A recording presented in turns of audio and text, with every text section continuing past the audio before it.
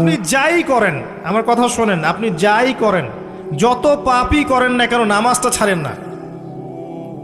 নামাজটাই আপনাকে ইনশাআল্লাহ পাপ থেকে দূরে রাখবেই ইনশাআল্লাহ। যে ব্যক্তি নামাজ পড়ে তার মধ্যে একটা মনের মধ্যে একটা ভয় কাজ করে যে আমি নামাজ পড়লাম কিভাবে ঘুষ নিব, নামাজটা পড়লাম কেন সুদ খাবো, নামাজ পড়লাম কেন মানুষকে ঠকাবো।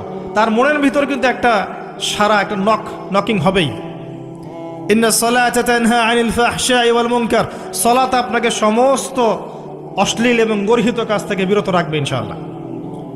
নামাজটা ছাড়েন না, যত পাপ করছেন করেন, আমি বলি নামাজ ছাড়েন না। ইনশাআল্লাহ একদিন নামাজই আপনাকে পাপ থেকে বের করে আনবে ইনশাআল্লাহ। আর শয়তান আপনাকে হতাশ করতে চাইবে, শয়তান আপনাকে হতাশ করতে চাইবে যে তুই তো গার্লফ্রেন্ডের সাথে কথা বললি, রাতের বেলা পর্ন দেখলি, তুই তো ফ্রি মিক্সিংয়ে আছিস, তুই মাদক দ্রব্য খাচ্ছিস, তুই কাজে ফাঁকি মারিস, তুই ট্যাক্স আদায় করিস নাই, দুর্নীতি করছিস, তুই আবার নামাজ পড়বি কেন। শয়তান আপনাকে এগুলো বোঝাবে কিন্তু যে নামাজ তো আমার শোভা পায় না, আমি তো অনেক পাপী মানুষ। এই ধোকায় পা দিবেন না। আপনি নামাজ কন্টিনিউ করতে থাকেন, ইনশাআল্লাহ আল্লাহ পাক আপনাকে পাপ থেকে বের করে আনবেন ইনশাআল্লাহ।